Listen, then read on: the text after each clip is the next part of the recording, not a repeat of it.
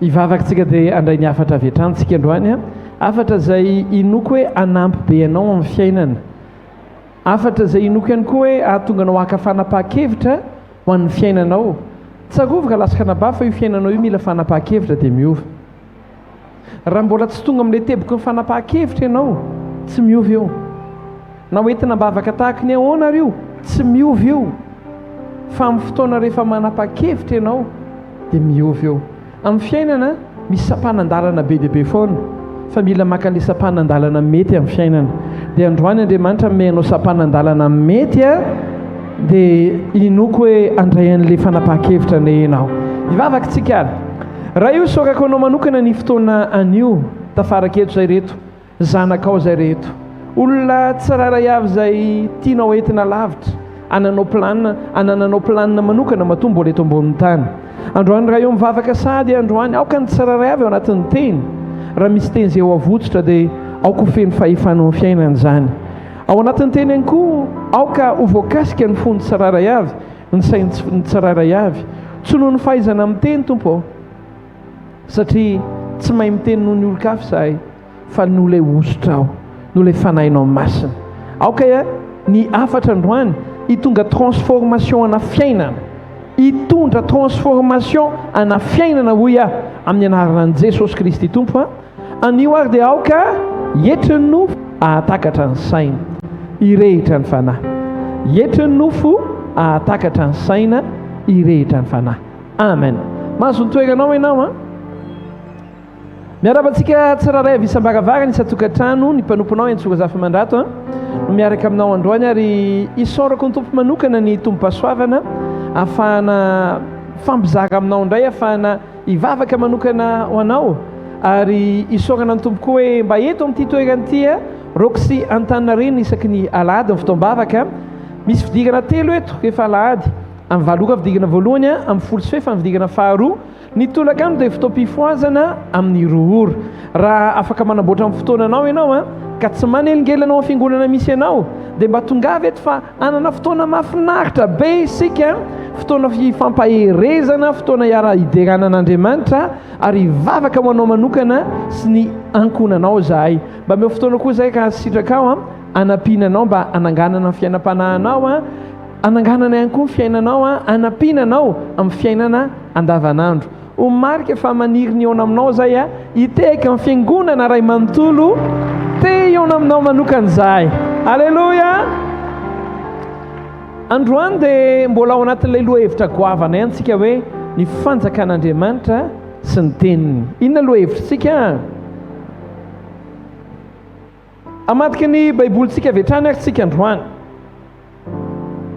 hiresaka zavatra tsotra fohy mazava. Nanomboka tamin'ny herany dia nanentana anao foana hoe mitondra inona moa ilay hoentsika efa mivavaka? Inona? Cahier stylo na agenda, zay zavatra ahafahanao mamaky anazy moramora ny ampiasana, mba raisaotsaina hoe alohan'ny hiasa ianao rapitso dia mba mamadika an'izy kely olo hoe ity ilay toritenao maly dia akombonao amin'izay iny. Mba maritsika Luka 4:17, Jaona 7:9 hatramin'ny 7.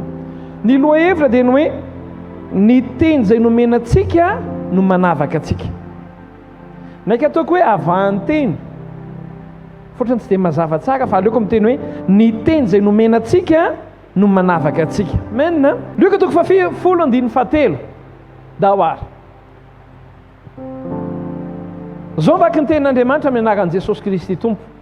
Mandehana indro izao maniraka anareo tahaka ny zanak'ondry eo ampovoan'ny ambody. Averiko fandroany. Mandehana indro izao maniraka anareo tahaka ny zanak'ondry eo ampovoan'ny ambody. Jaona 7:7 hatramin'ny 7. Zao vaky ny tenin'Andriamanitra. Jesosy eto mivavaka, zao ilay vavaka Jesosy. Fa ny teny izay nomenao ahy dia nomeko azy kosa ary noraisiny ka fantany marina tokoa fa avy taminao aho ary nino izy fa ianao no naniraka. izao mangataka ho azy, tsy mangataka ho an'izao tontolo izao a, fa ho an'izay nomenao ahy satria anao izy, ary izay ahy rehetra dia anao, ary izay anao dia ahy, ary efa nkalazaina eo aminy aho, ary tsy hoeto amin'izao tontolo izao intsony aho, fa izy reto no hoeto amin'izao tontolo izao, ary izao mankany aminao ray masinao, tehirizy ireo amin'ny anaranao izay nomenao ahy, mba ho iray ihany izy tahaka ny maha-iray antsika. Raha mbola teo aminy aho dia nitahiry azy tamin'ny anaranao izay nomenao ahy, ary notandremako izy ka tsy misy ve afa-tsy ilay zanaky ny fahaverezana ihany mba hatateraka ny soratra masina. Fa ankehitriny mankany aminao aho, ary izany teny izany no lazaiko eto amin'izao tontolo izao, mba hananany ny fifaliako tanteraka ao aminy. Efa nomeko azy ny teninao maninona hony, ary alan'izao tontolo izao izy satria tsy naman'izao tontolo izao, tahakay tsy naman'izao tontolo izao. Izao tsy mangataka aminao mba hampiala azy amin'izao tontolo izao, fa mba hiaro azy amin'ny ratsy. Tsy naman'izao tontolo izao izy, tahaka tsy naman'izao tontolo izao, manamasinana azy amin'ny fahamarinana ny teninao ny fahamarinana. Amen. Raha lasaka navavy ninina novakina teo ambolohany mihitsy ny Luka 10:7. Jesosy ilay naniraka amin'ny mpianany hoe za maniraka anareo ozy izy a, tahaka ny zanak'ondry eo ampovoan'ny ambody. Zany hoe zasy ianao reo zany a, dia zanak'ondry eo ampovoan'ny ambody, sasany moa eo ampovoan'ny voay, sasany indray eo ampovoan'ny requin. Zay zany le fiainana. Averiko aminao, tsy zany namorana an'ilay izy a, fa Jesosy. Jesosy mihitsy zany manao constat na milaza ny fomba fahitany any toerana misy ny zanak'Andriamanitra eto anivon'izao tontolo izao. Ny toerana ahitany Jesosy atsika tsiraray avy a, dia zanak'ondry eo ampovoan'ny ambody. Aza gaga zany ianao raha mahita zavatra be dia be manodidina anao. Aza gaga zany ianao raha ohatra ka misy olona manahirana be dia be manodidina anao. Aza gaga ianao raha misy olona te handrava ny asanao a, dia tiany ho lasany ny asanao, satria na Jesosy ary efa nanao an'ilay constat, nanao an'ilay fomba fijery hoe ny kristianina dia zanak'ondry eo ampovoan'ny ambody. Raha amin'izao vaninandro ao dia hoe olombelona eo ampovoanina requin na eo ampovoanina voay. Me ianao raha vao miteny hoe voay a fa zay mihitsy ilay izy. Zay maharaka an'izy fomba fitenin'ny tanora moa zany hoe voay, tsy hoe voay mivaravara ny hidikidirany a, fa na caïman io na crocodile voay aby, voay foana. Raha ohatra ka hoe zanak'ondry apetraka ampovoanina ambody dia mazava ho azy, raha ny lôjika ny fiainana zany a, tsisy tafavoaka velona, tsisy tafavoaka, satria maninona, ilay toerana misy atsika mihitsy no amin'ny toerana tsy mahatafavoaka raha normal. Averiko fandroany, ilay toerana misy atsika mihitsy rehefa jerena ilay fomba fijeren'i Jesosy a, dia tonga dia ohatrany hoe tsisy tafavoaka raha normal eo. Kanefa tsika dia tsy mitovy amin'ny olona rehetra. Fantatry Jesosy hoe io ilay olana, tsisy olona tafavoaka eo, kanefa ininy apetraka eo tsika tsy hoe mba ho fahatahaka ny olona rehetra, fa mba hiavaka amin'ny olona rehetra. Enao zany raha ny am-pon'Andriamanitra dia izao, enao ilay zanak'ondry mahavita mamadika ambody ho zanak'ondry. Averiko fandroany, raha ny planina an'i Jesosy dia enao ilay zanak'ondry eo ampovoan'ny ambody, tsy maninona anao ny ambody, fa ianao mahavita mamadika ny ambody ho zanak'ondry. Ahoana ary no ahatateraka an'izany? Ahoana ny ahatonga ny hoe za olombelona eto amin'izao tontolo izao nefa tsy ho rava fiainana, za olombelona eto amin'izao tontolo izao nefa tsy ho potika fiainana, za zanak'ondry nefa tsy ho lanin'ny ambody. Dia atao amin'ny filazantsara ny jaona 7:12 manomboka manazava amin'izay Jesosy, manazava Jesosy. Inona ilay zavatra nazavain' Jesosy?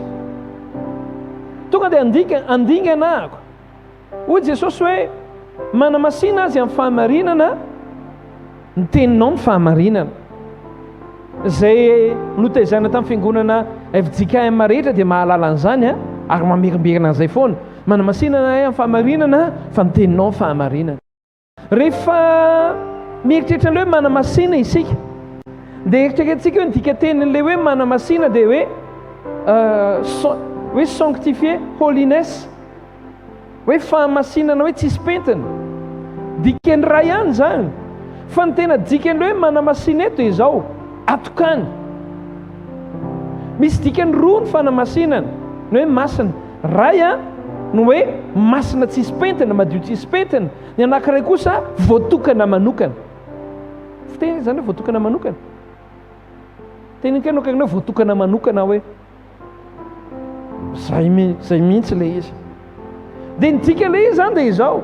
Ny zavatra tenenin' Jesosy zany dia hoe nalefako amin'izao tontolo izao izy, ary za raha io tsy mangataka azy mba hoe soronao eto amin'izao tontolo izao. Le vavaka ataon'i Jesosy zany ndraindray koa manahirana ny tompo. Ny vavaka tokony nataony zao dia hoe raha io isoka amin'izao tontolo izao izy, na raha io manodidina azy aza asiana voina ny ray azy. Zany hoe vavaka tsakatsaka zao. Hoe raha io manodidina azy aza asiana requin. Fa ny Jesosy dia izao, tsy mangataka aminao izy mba hanala azy amin'izao tontolo izao. Zay ny vavaka nataon'i Jesosy. Ny vavaka ho an'i Jesosy amin'i Jesosy zany dia izao, ny tena tsara tsy miala eto sika fa eto. Ny tena tsara ao anatin'ny fotoana tena misy korotana tokony ho eo mihitsy tsika, satria maninona? Eo no navahan'Andriamanitra antsika. Ho avahan'Andriamanitra ny hainao ninona korotana dia izy fanavahan'Andriamanitra manokana ny eo amin'ny fiainanao. Aoka anao amena mafy ianao. Fa ahoana hozy izy Jesosy? Azy esorinao izy. Fa zao raha eo manamasina azy amin'ny fahamarinana, ny teninao ny fahamarinana. Hitra amin'ilay lesona amin'izay tsika.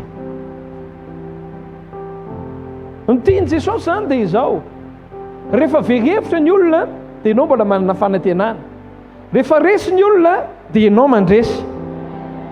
Rehefa tsy mahomby ny olona, ianao ao anatin'ny fanambinana tanteraka. Fa ahoana ny hatanteraka an'izany ary? Zao ilay izy ka lasaka nabavy.